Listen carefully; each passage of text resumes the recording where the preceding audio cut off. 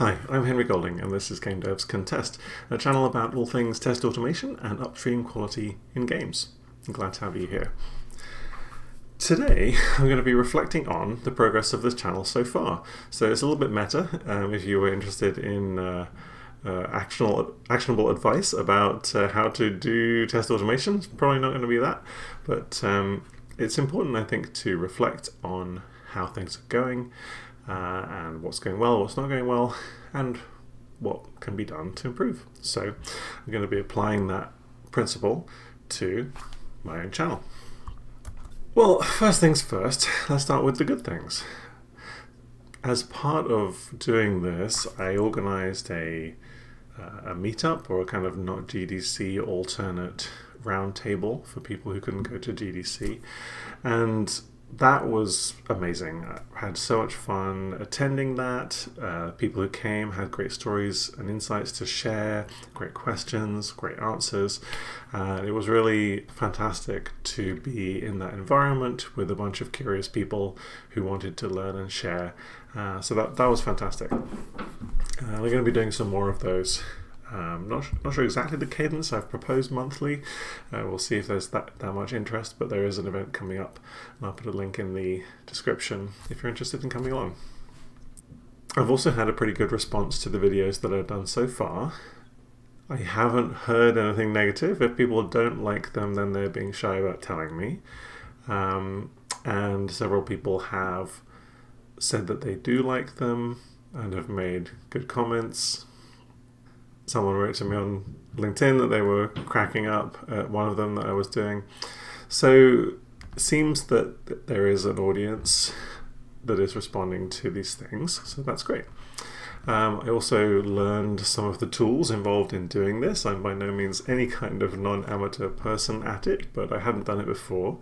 So getting to grips with OBS, I also used Descript for editing and removing my ums and ahs, and Canva for making the little thumbnails. And that's knowledge that I can take forward and continue to apply. So on the negative side, I feel that I've certainly made less content than I had hoped to. I think a lot of that is to do with my bar being too high. When I announced this on LinkedIn, I did say that I would be focusing on informal content, not conference grade, and yet when I sit down and record, I end up having a hard time just talking to camera, because when I look back at it, I'm saying things like, that's not the full story, that's not very nuanced, actually there's this other angle that could be, that you could look at this through.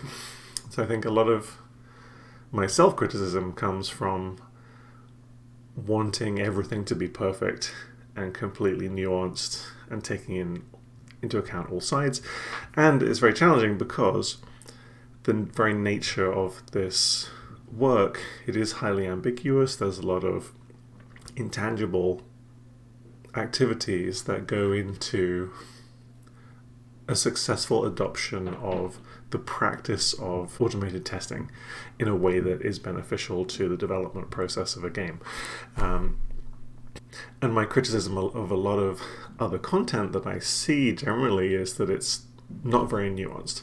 But in any event, there are so many ways to look at any of these problems that for me, the skill of being successful in this space is acknowledging all of that nuance. And so I think I have a very hard time just talking to camera and making content that is, to me, incomplete. It's partial, it doesn't tell the whole story. I think also I have a challenge with knowing who my audience is. I can think of several quite distinct groups who would be interested in this kind of content. I don't know yet who exactly this is resonating with and who I'm talking to, and that makes it harder for me to tailor my messaging.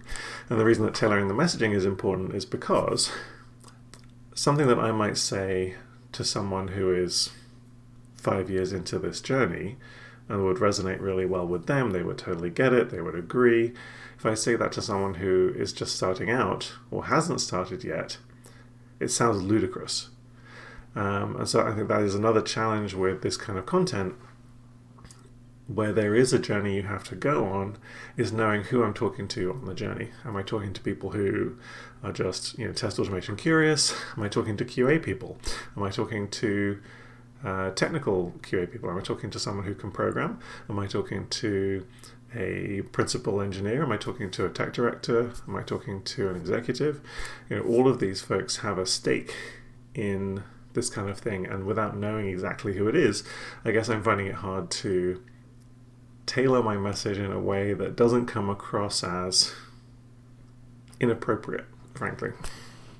And on that same vein, I think there's also a big risk that the takes that I may have and want to share might be too spicy for any particular audience. So again, that's a challenge of not knowing who the audience is. It could be anyone. So do I provide a take that is a little bit spicy, that would be an appropriate spice level for maybe someone who's in a certain position, with a certain set of experiences and a certain skill level, a certain corporate culture that they find themselves in? Giving them something that is a little bit spicy might be exactly what they need. But giving someone who is perhaps at an executive level and far removed from the actual challenges, that spicy take might come across as flippant or unhelpful. Or someone who's just starting out, that spicy take might come across as, whoa, I feel defensive, he's having a go at me, which is never my intention, but I find is often something that can happen when I try to make a point vividly for a certain audience, and it doesn't translate well to other audiences. On a slightly unrelated note, I also have a Substack with the same kind of branding as this channel, Game Devs Can Test, and I'm not entirely clear on how the two coexist currently.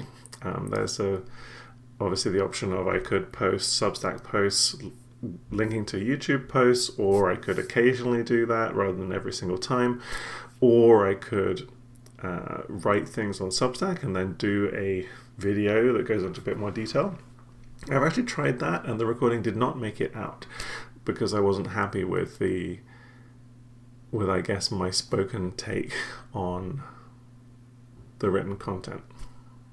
Alright, so having done this exercise, what can I take away from this? Well, I think a lot of these are relevant to really any form of content that I plan to create. Having too high a bar, not being clear about the audience, having takes that are too spicy or wrong for people's points in the journey, and providing incomplete, to my mind, information, even though that incomplete information may be helpful and people may not need the full context. To me, it's hard to let it go and not take the time to fully nuance it, which then detracts from the message that I'm trying to convey. So I think a lot of these are really unrelated to the act of recording videos about it, other than the fact that there's less time to think. I don't particularly want to do a scripted video because I find that when I have done that in the past, it often comes out stilted. If you've seen my GDC talk, then you may notice that I am reading from a script in that one, but I developed that script by speaking the words aloud and then transcribing them, which came out very differently from as if I was to write and then speak those words. My spoken style is very different from my written style. I also am not keen on the time investment that it would take to script episodes like this. I think if I did that, I would just write articles instead. So yeah. Well, a question I tend to ask at the end of retrospectives is, what was useful to take away from this? I found it useful to articulate some of the challenges I've been facing with producing this content. I don't yet feel that I have a clear path forward, and there's probably more thinking that needs to be done. And if you have watched this, thank you very much.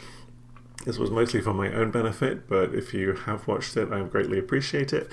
And I would appreciate it even further if you would share with me your thoughts. Who are you? What kind of audience are you?